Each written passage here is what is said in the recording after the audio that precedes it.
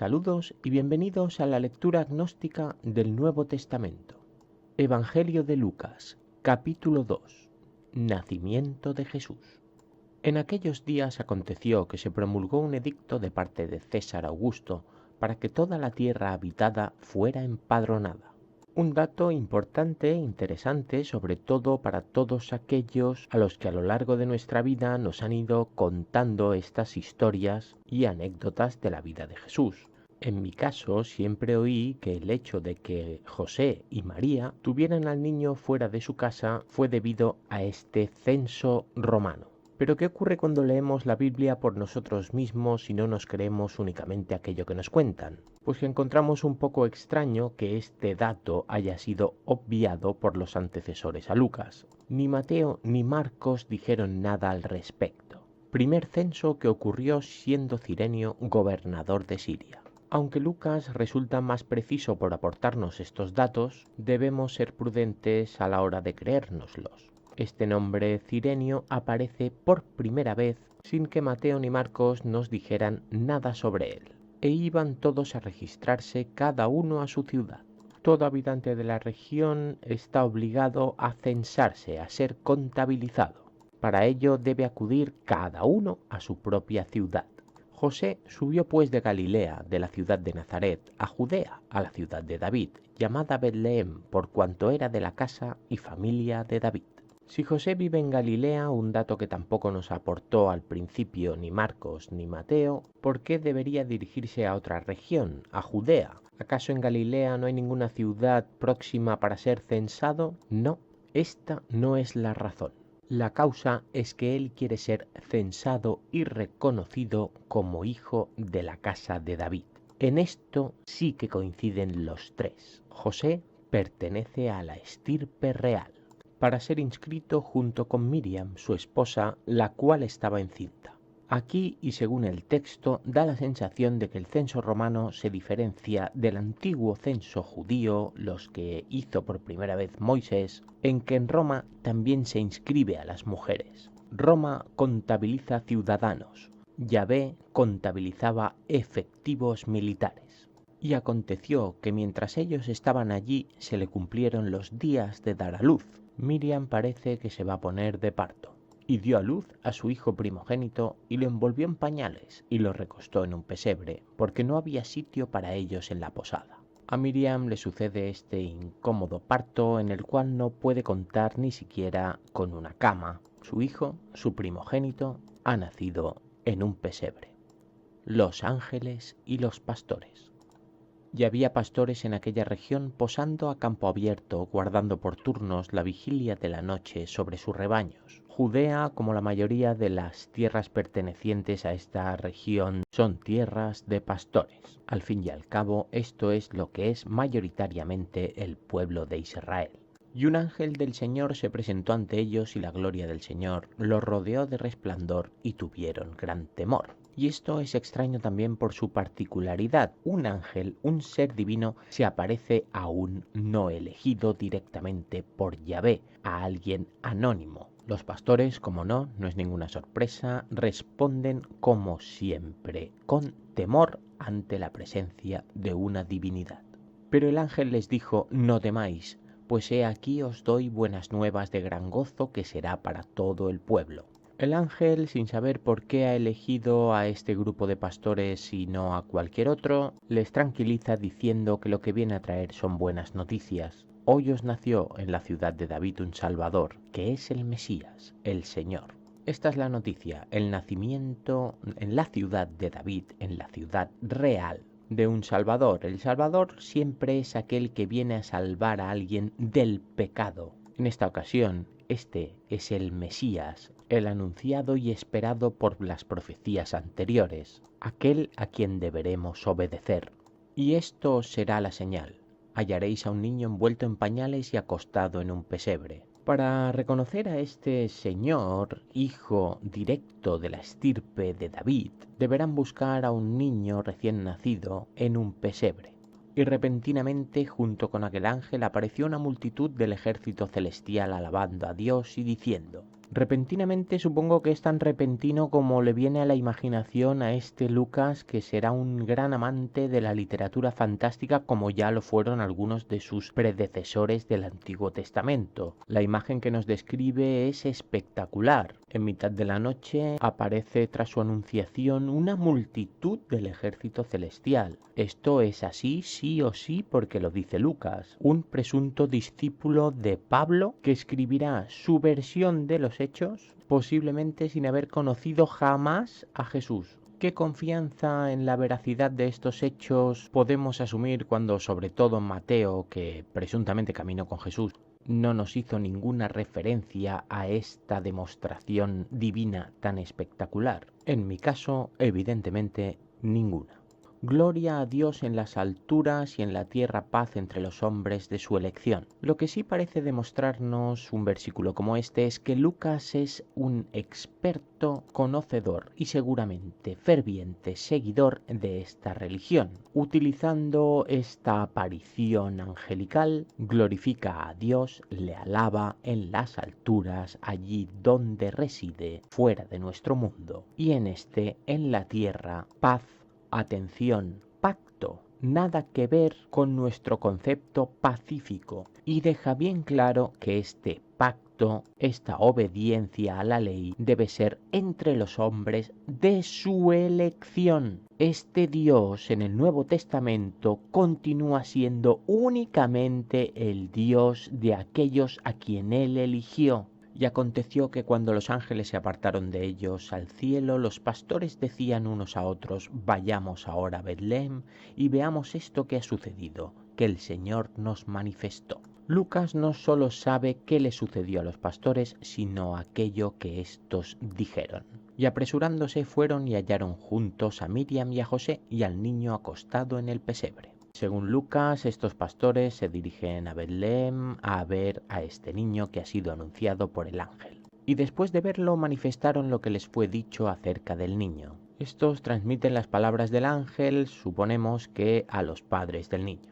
Y todos los que lo oyeron se maravillaron de las cosas dichas por los pastores. De momento solo ha sido anunciado el nacimiento de Jesús a Miriam, su madre, en el momento de concebirlo, y a estos pastores, pero todos da la sensación de que allí se encuentra más gente. Esto tampoco sería descartable si fuese verdad, ya que, según nos cuenta Lucas, esta familia se encontraba en una posada. Aunque no tuvieran habitación, evidentemente estaba llena de gente. Si ha habido un parto así de accidentado, no es extraño que algunos de los visitantes de esta posada se quieran interesar por el suceso. Y Miriam guardaba todas estas palabras meditándolas en su corazón. Lucas sabe incluso lo que hace y piensa Miriam. En los anteriores evangelios no ha tenido prácticamente ningún protagonismo. Y los pastores regresaron glorificando y alabando a Dios por todo lo que habían oído y visto, tal como les había sido dicho. Estos pastores anónimos parecen ser realmente los que inician la anunciación del Mesías a la humanidad. Presentación de Jesús en el templo. Y cuando se cumplieron 8 días para circuncidarlo, entonces fue llamado su nombre Jesús, el cual le puso el ángel antes de que ella quedara encinta. Jesús, el nombre del niño, originalmente Yehoshua, otra palabra compuesta como el nombre de Juan. En este caso significa Yahvé es salvación. Los mandamientos de Dios prohíben utilizar su nombre en vano. Resulta curioso entonces cómo puede ser que estos dos personajes elegidos que provienen de estirpes nobles, Juan, hijo de sumo sacerdote y sacerdotisa, Jesús, hijo de la estirpe de David, ambos ostentan en su nombre el nombre de Dios. Cuando se cumplieron los días de la purificación de ellos, según la ley de Moisés, lo subieron a Jerusalén para presentarlo al Señor. Como podemos comprobar, la ley de Moisés continúa siendo vigente y están obligados a seguir cumpliéndola. Ha habido un parto, ha habido sangre, flujos. Miriam debe purificarse. Tras ello, suben a Jerusalén a presentarlo al Señor. ¿Qué Señor? Lo desconocemos, aunque tiene mayúscula. Como está escrito en la ley del Señor, todo varón que abre matriz será llamado santo al Señor. Y atención, porque en esto la ley es clara y terrible. Jesús es el primogénito. Como todo primogénito, según la ley de Dios, este será llamado santo al Señor, santificado, de obligado cumplimiento para con el Señor. Los que hemos leído los textos anteriores sabemos a qué se refiere. Los que no, atiendan. Debe ser obligatoriamente sacrificado en honor a Yahvé, muerto. No hay excepción. Lo único que le salva es la propia ley. Todo primogénito perteneciente a la estirpe de Israel puede salvar su vida cambiándola por otra. La vida de este como de todo primogénito quedará redimida. Un animal puro será sacrificado para que Yahvé sacie su sed de sangre. Jesús, como todo primogénito según la ley, debería pasar a ser propiedad y servicio del templo. Y para llevar un sacrificio conforme a lo dicho en la ley del Señor, un par de tórtolas o 2 palominos. Pues no lo recuerdo exactamente, pero yo diría que para rescatar a esta vida consagrada a Yahvé, el sacrificio debía ser un cordero, no tórtolas o palominos. Quien tenga interés por comprobarlo puede buscarlo en Éxodo, Levítico o Números, que es donde se encuentran todas estas leyes y normas referentes a sacrificios. Para mí, ya en su momento, no aportó nada a mi búsqueda personal. Tampoco lo está consiguiendo Lucas, aunque su relato sea de más calidad literaria que cualquiera de los dos anteriores. Y he aquí había en Jerusalén un hombre cuyo nombre era Simeón, y este hombre justo y devoto esperaba la liberación de Israel, y el Espíritu Santo estaba sobre él. Si el Espíritu Santo estaba sobre él, significa que este hombre sí o sí debe ser religioso. Recordemos que el título de este subcapítulo es Jesús se presenta al templo, así que es posible que este Simeón sea un sacerdote. Y le había sido revelado por el Espíritu Santo que no vería la muerte antes que viera al ungido del Señor. Y atención, porque aquí ya no es el elegido, sino el ungido. Una unción es un ritual llevado a cabo por primera vez por Moisés. Él ungió a Aarón y a sus hijos, los sacerdotes. Jesús parece que va a ser ungido como tal. Y por el Espíritu entró en el templo. Y cuando los padres trajeron adentro al niño Jesús, para hacer con él conforme al rito de la ley. De momento y tras todo lo leído, no hemos encontrado aún ningún dato que nos haga descartar nuestra convicción, a partir de la lectura literal de todos los versículos hasta este, de que nadie que no sea sagrado puede entrar en el templo. Este no es un recinto de libre acceso para nadie. Es más, la ley ya indicaba que no se puede acceder a un recinto sagrado sin las ropas sagradas. Aquí José y María entran en el templo y van a hacer con él conforme al rito de la ley, el rito de los primogénitos. Hay que rescatar su vida. También él lo tomó en sus brazos y bendijo a Dios y dijo, él suponemos que es Simeón, el sacerdote. Ahora, soberano, despides a tu siervo en paz, conforme a tu palabra. Aunque este relato de Lucas realmente es más digno de Hollywood que cualquiera de los dos que leímos, no olvidemos que todos estos pasajes no existieron ni en el Evangelio de Mateo ni en el de Marcos. ¿Cómo se les pudo olvidar que Jesús fue presentado de este modo al templo? Simeón ya ha cumplido el reconocimiento del sumo sacerdote a la divinidad de este Mesías, porque mis ojos vieron tu salvación. Sus ojos fueron testigo de este suceso divino, la cual preparaste en presencia de todos los pueblos. Y ahora el sumo sacerdote, como en todo acto religioso, le dedicará estas palabras de ovación a Dios. Luz para revelación de los gentiles y gloria de tu pueblo Israel. Eres iluminación para los gentiles, aquellos que creen en otros ritos, pero que pueden llegar a convencerse de tu divinidad. Y eres gloria, eres orgullo, eres admiración para tu pueblo, que solo es Israel. Y su padre y su madre estaban maravillados de las cosas que se decían acerca de él. Su padre, repito, que es de la estirpe de David, y su madre, pues la consorte. Y este acto, que según Marcos ni Mateo jamás sucedió, podría llegar a representar una especie de bautismo o presentación real. Y Simeón los bendijo y dijo a su madre Miriam: He aquí, este está puesto para caída y levantamiento de muchos en Israel y para señal que es contradicha. Si las profecías de Elías y sucesivas podían llegar a indicar para Mateo y Marcos que algún día llegaría un Mesías, que estos reconocen como a este Jesús, Lucas parece querer utilizar la documentación con datos, nombres, utilizando su evangelio prácticamente como un acta notarial. Esto, sin ir más lejos, es lo que suelen hacer los creyentes de este culto. Lo que aquí pone es indiscutible. A tu misma alma también traspasará una espada para que sean revelados los pensamientos de muchos corazones. Aquí resulta complicado saber si al alma que se refiere es a la de Miriam o a la de Jesús. Pero vaya, como he dicho en anteriores ocasiones, tampoco me importa demasiado porque creo que no aporta nada a mi búsqueda. Estaba también allí cierta profetisa llamada Ana, hija de Fanuel, de la tribu de Aser. Esta, de edad muy avanzada, había vivido con su marido 7 años desde su virginidad.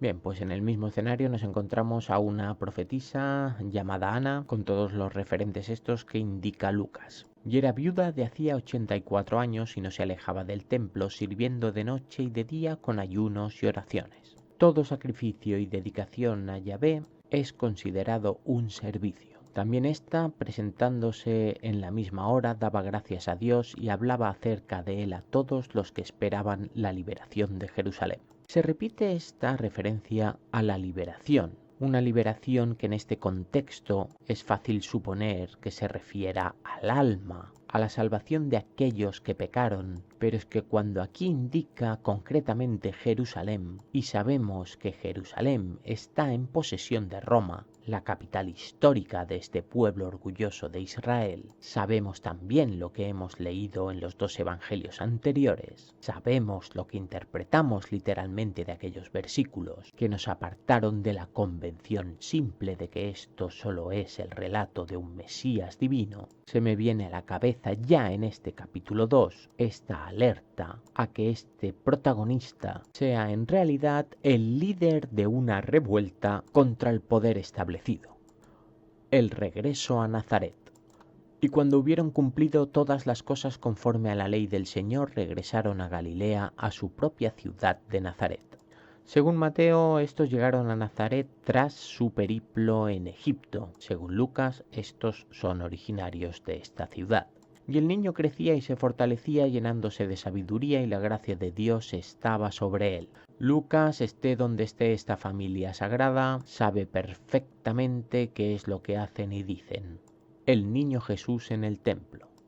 E iban sus padres cada año a Jerusalén a la fiesta de la Pascua. Esta fiesta es anual, así que esto no es nada extraño. Estos van a visitar seguramente a su familia. Lo que sí que es curioso es cómo ha desaparecido aquella persecución de Herodes que nos comentaba Mateo. Tampoco hemos tenido noticia de los Reyes Magos. Parece que el relato aceptado por la mayoría de seguidores de esta religión es un mosaico de los datos más espectaculares que han podido ir recopilando de todos los evangelios.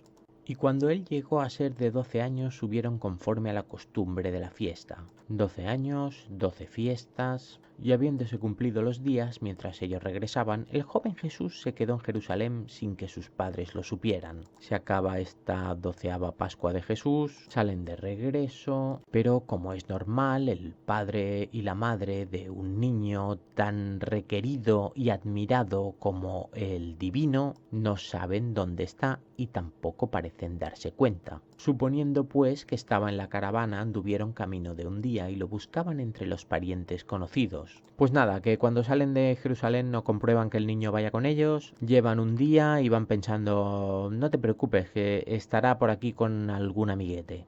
Pero al no hallarlo se volvieron a Jerusalén buscándolo. Menos mal.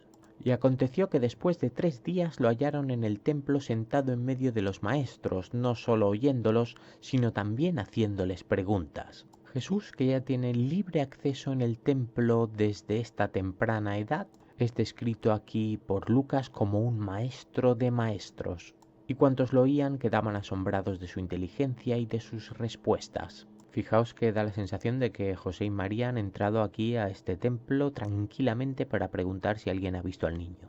Y al verlo se sorprendieron y su madre le dijo: «Hijo, ¿por qué nos hiciste esto? He aquí tu padre y yo te hemos buscado angustiados». «Os habéis angustiado cuando llevabais ya un día andando». Les dijo: «¿Por qué me buscabais? ¿No sabíais que es necesario que estén las cosas de mi padre?». El niño parece que no les ha echado de menos en absoluto, pero ellos no entendieron la palabra que les habló. Supongo que esto es bastante normal si un padre oye que su hijo habla de otro padre. Y descendió con ellos y fue a Nazaret y estaba sujeto a ellos, y su madre guardaba todas las cosas en su corazón. Ya está la familia reunida y en Nazaret. Y Jesús crecía en sabiduría y en estatura y en favor para con Dios y los hombres. Y al menos creo que para leer cosas incoherentes entre ellas, agradezco que sea de un modo así de agradable y prácticamente cinematográfico, reconociendo la habilidad y la capacidad de imaginación de Lucas. Hasta el próximo capítulo, un saludo.